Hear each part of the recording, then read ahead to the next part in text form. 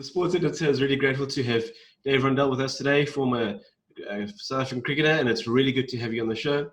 Dave, we're going to start off with your first question. And you attended St Stithians, a really great school, produced a lot of cricketers. But did you just enjoy sort of the competitiveness of the school? Is that what helped you make a decision to attend the college? I've always loved sport. So even in my first interview with Mr. McFarlane, who was the headmaster at that time, in my first interview when I was 6 years old, he asked me whether I could play sport, and I said yes, I could play sport. And he said, "What sports are you good at?" And I said, "Well, I'm good at all sports." And that was sort of the start of me knowing that I wanted to play sports. And then I could do it. I always had a good eye for the ball, so that helped a lot. But the school really, having the establishment around me helped me in terms of growing as a sportsman, and I think it was a really good grounding from my perspective. Absolutely. Because I just find it interesting, because you were born in Cape Town, obviously attended St Stithians, and then came back and attended, Stellenbosch University. Was it just sort of a case where you just got to get back home and play a bit of cricket here at the university?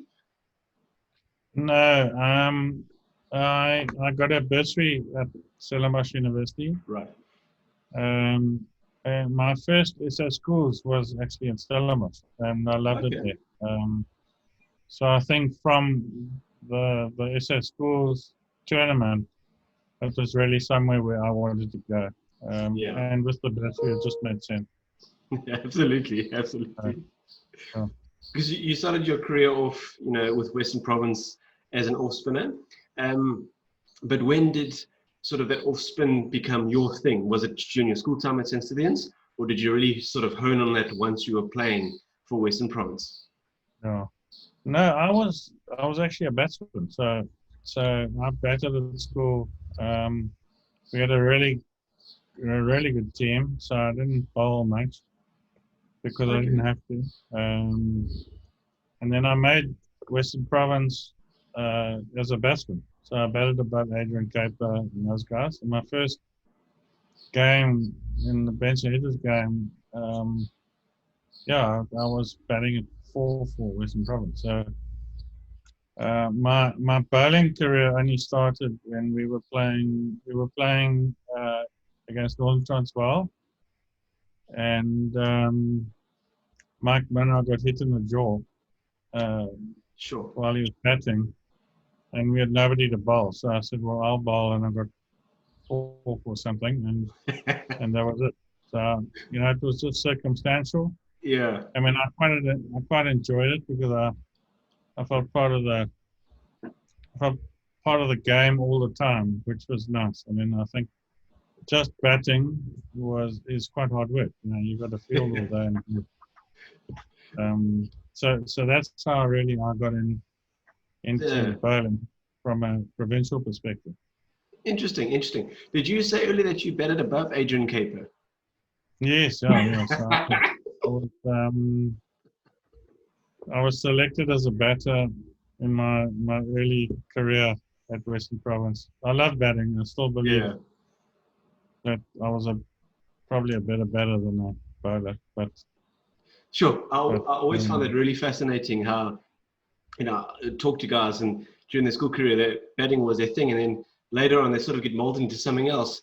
But how do you sort of, I can almost say, accept that, because you want to prove a point with the bat because that's what you know as as a batsman. But now someone comes along and says, no, you need to do something else.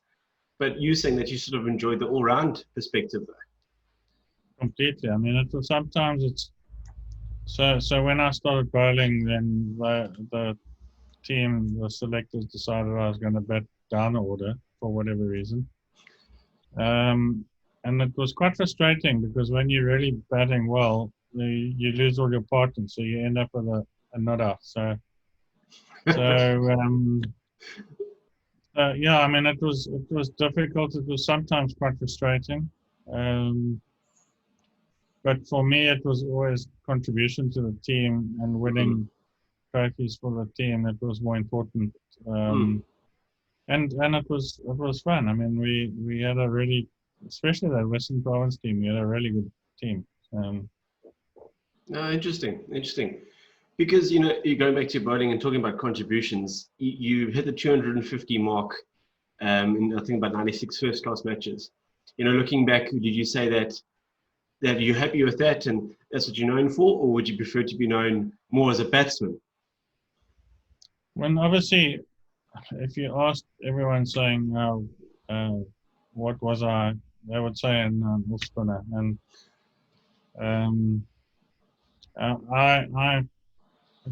it doesn't really bother me one way or the other. I mean, I think from my perspective, what I would have wished is I would have had wished to play T20s because that was my game.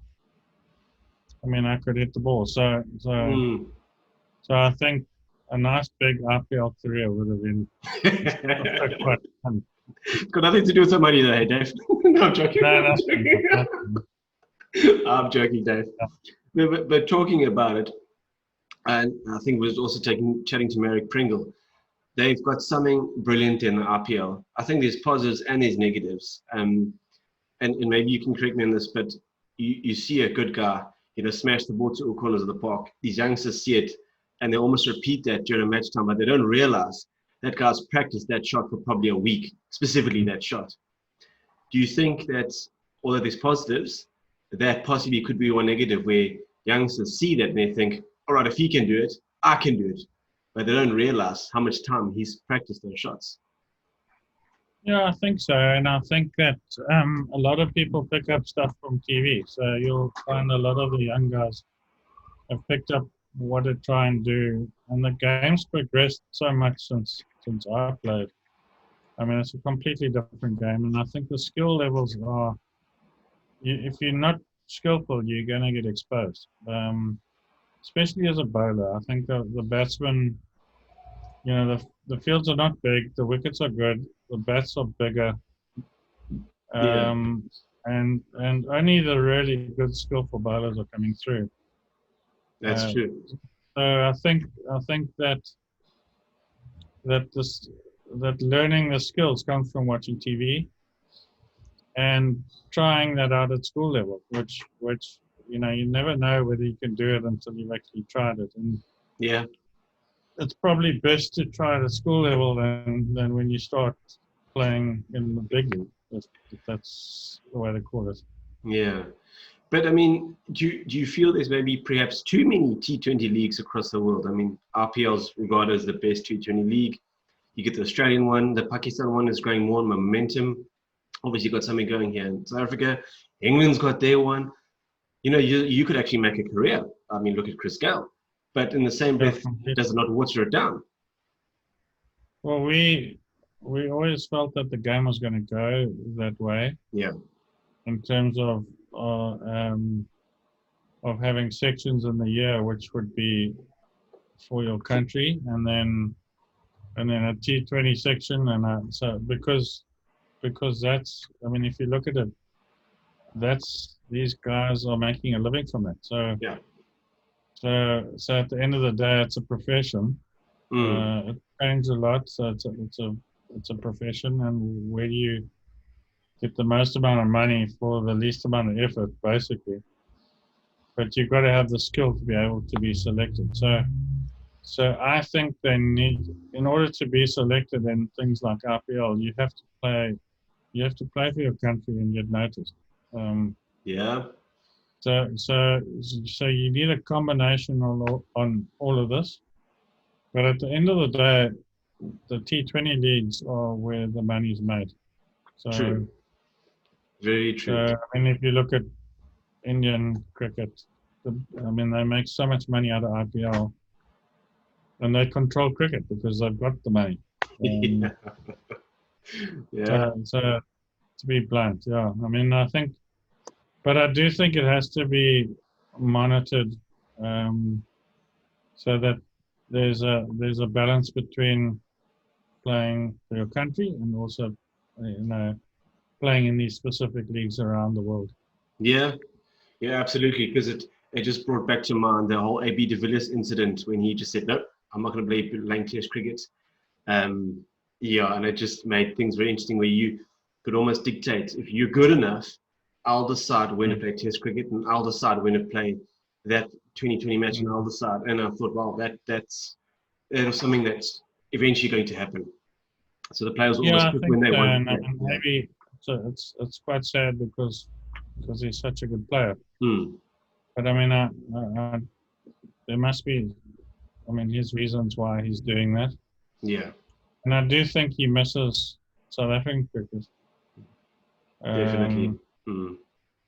So there's no doubt that it's a different feeling when you're playing for your country than just playing in the league. Yeah.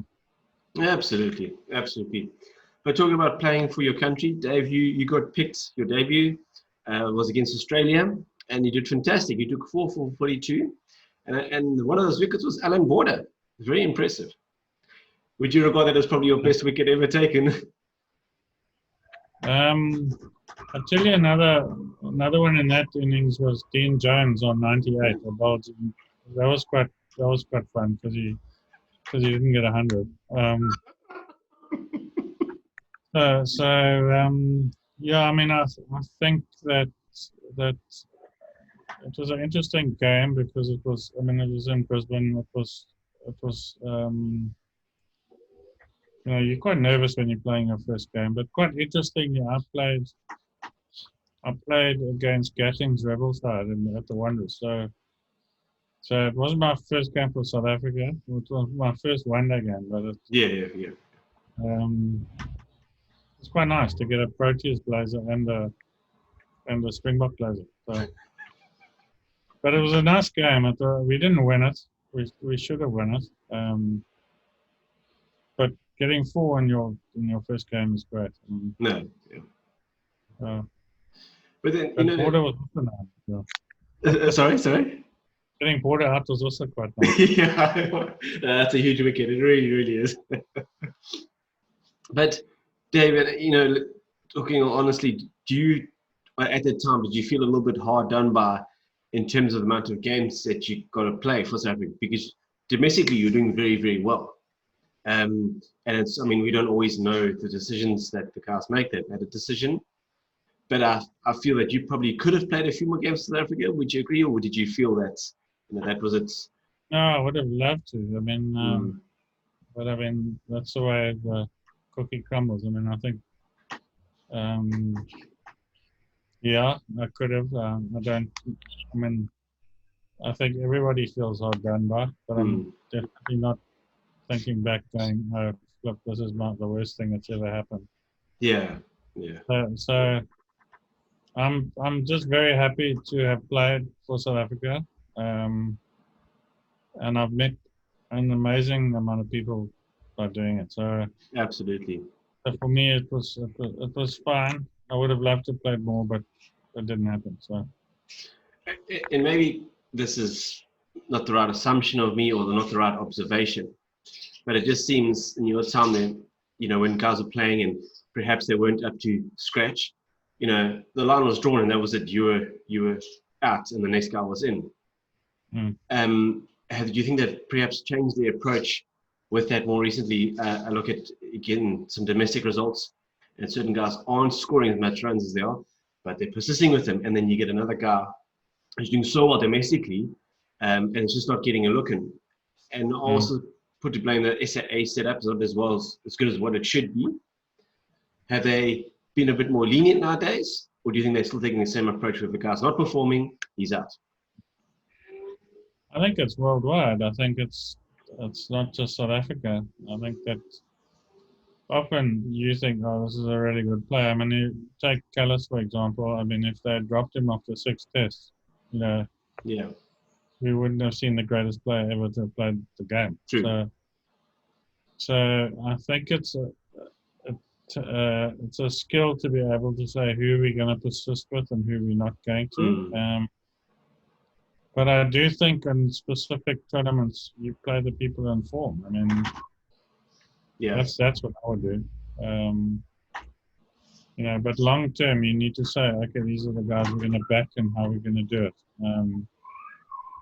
But I also believe that, like Jock, he had a core of people who he would go to when he needed assistance, and I think that's probably quite important especially in the Proteas side. They need to have their coach, the individual coach, because you're playing an individual game in a team environment. That's what it is. That's true. That's true.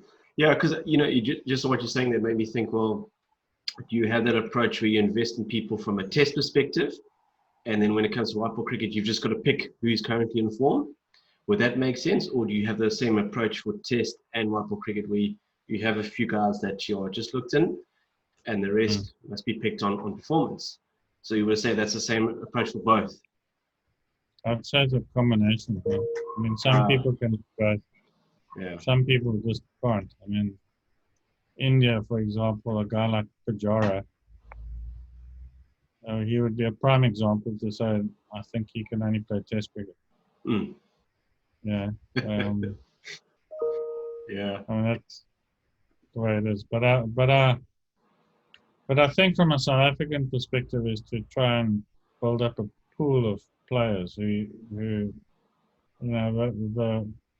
the base needs to be widened and it needs to be solid. And then you'll have a good setup. Yeah, absolutely. I want to ask you though, would a test call-up have been a real cap on the feather for you? Completely, yeah. I mean, I think it's everyone's dream. Yeah, absolutely. You never know how good you are until you've actually been there and succeeded in it. So, but I would never mind about it. It's just the way it is. Yeah. Very patient. Very patient you are, Dave. But if I'm not mistaken, you retired from the game a bit early. It wasn't at the traditional age of 35. May I ask what was sort of the thinking or the reasoning behind that? So I played in an era where we had to work as well as play, because I mean my first contract was like 300 rand a month. I mean, wow. And when you've got a wife and a family, there's not a hell of a lot you can do on 300 rand a month. Yeah. So I had to work. I worked at Cape of Bank in 1991. So I started my career in financial advice in 1991. And I retired in 98. So I had a skill. When I retired, I already had a skill in terms of advising people. And we set up Rundle Management Services in 1995. So with my dad, who was at Nedcore, he was on the Net board of Nedcore, and then he passed away in 98. So I realized I needed to run a business. So and I think that I was basically done. My interests were different. Right. Started a family. And I just decided that I'd move on. I mean, I knew my career was always going to be on the financial side. And in 98, Jock asked me if I could manage him as well. So, sure. So I've been managing Calla since 98. You must have your hands full then. Yeah. No, excellent, Dave. But go back to cricket and talk about off spinners.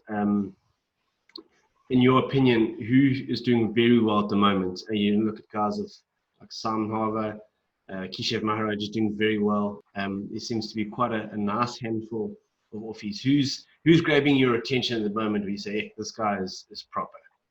Well, Nathan Lyon's the best off spinner in the world at the moment. He doesn't bowl bad deliveries. He's got he bowls the correct pace. He's got dip, and he's a seriously good bowler. I mean, also I think bowling in Australia helps a lot because you get bounce there. Mm. So sometimes bounce is more important than just the turn you're getting. Yeah. So I think he's the best off spinner around. Maybe Sure. maybe Ashwin. Ashwin's also good. So I'd say those two are head and shoulders above anyone. Interesting, yeah. Sure, Okay. sure. And would you say like Lion is going to be one again of the main features of the Ashes series as soon as it continues?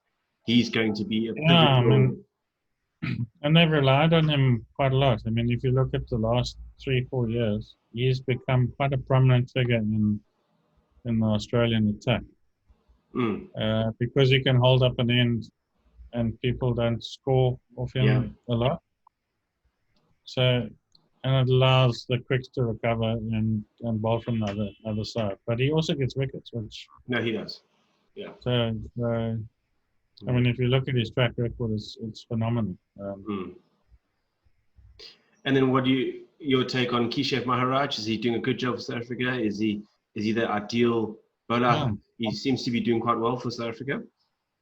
I think he's good. I mean, there's no doubt that he's a natural ball player, and that helps a lot. And yeah, I mean, I think we should persist with him. I think he's a good, he's a good prospect. He knows what he's doing. I think he could probably be a better batsman than he is. I think he chucks his wicket away too easily. But from a bowling perspective, I think he's done well. Yes, no, he has indeed. Yeah, and I think the older you get, the more you understand spinning and what to do and how to do it. And so it would be very sad if you start your career like that and then they go to someone else, because you'll probably bowl your best in your last half of your career. True. As a spinner, anyway. Yeah, very true. Just because watching the domestic league so far, there seemed to be quite a lot of positive energy around the cricket that was played. And what I mean by that is a lot of high scores, guys making centuries, taking four-fers, five-fers. So there seemed to be a lot of energy, which I think is quite important at this stage. I think a lot of guys are still fighting to get in, because obviously England are coming, and I think we're playing Sri Lanka in a test series. So it's good. It seems that the cricket competitiveness is healthy. However, I think we were just desperate, huh? We're desperate to play. Yeah, so desperate to play. But Dave, just looking at it, is Cricket South Africa going to recover? I think there's been quite a few blows that just put a negative stamp on the image of cricket in South Africa. Are they going to recover, or was it going to take a while to sort things out? My opinion, it's almost like a reboot. Right. I honestly believe that the administration has been very poor. And I think the situation of Cricket South Africa needs to start again. But I do think it's possible to recover because we've got the players. So the players are the key to the whole thing, not the administrators. So I think they need to almost reverse the whole thing around to say, how do we establish a board, which I think this interim board is better at building a business around the brand and the players. And I think that's for, it doesn't take that much time to do that. I mean, one looks at what Rassie did for rugby. So, so it's possible as soon as you start winning again, it's a different story. But I do think we need to take a hard look at the structures and where we are and how we're doing, and get the right people involved who can actually make decisions for the better of the game and the people viewing the game. Yeah, it's going to be interesting to see what happens. But I'm glad that cricket's up and running, and I'm glad guys are playing. And Dave, maybe correct me here, but I think a team to watch out for their franchise is possibly the Knights. I think so. I think that it's quite strange how over a long period of time you see different teams having their like time in the sun, as I say. And so Titans have had a good run now, and the Cobras had a really good run, and I just think it's exciting to see guys who are performing, and it doesn't really matter to me what team it is. I think one just wants to see really, really good players coming through. Yeah. And giving an opportunity. And I think we can do it. I think we just need to stimulate the local cricket, the domestic cricket. Yeah. So that these guys get given the opportunity to feed through. Absolutely. Yeah, I think enough out of the case. They've done well. And I think, and I hope this isn't something that gets used and abused, but thank goodness we've got a good school system that can continue to feed the franchises, and I hope that school system stays strong, because then we'll be in serious trouble, I believe. But yeah, I think we produce the cricketers. I think it'll be interesting to see where cricket goes. I mean, at some stage, it's actually privatized. It's true. So at some stage, it might be that's the way it's got to go, and establish specific pockets and it being completely privatized. So, from a financial point of view, that could be the way to go. Yeah. That's an interesting perspective that you put out there, Dave. That's interesting. I haven't thought about that. But yeah, we'll wait and see what happens. Exactly. Yeah. No, I think it's not for the lack of interest. I think there's a lot of people in the business side who really want to make it work. Yeah. But they want to see a system that's working properly. So. No, absolutely.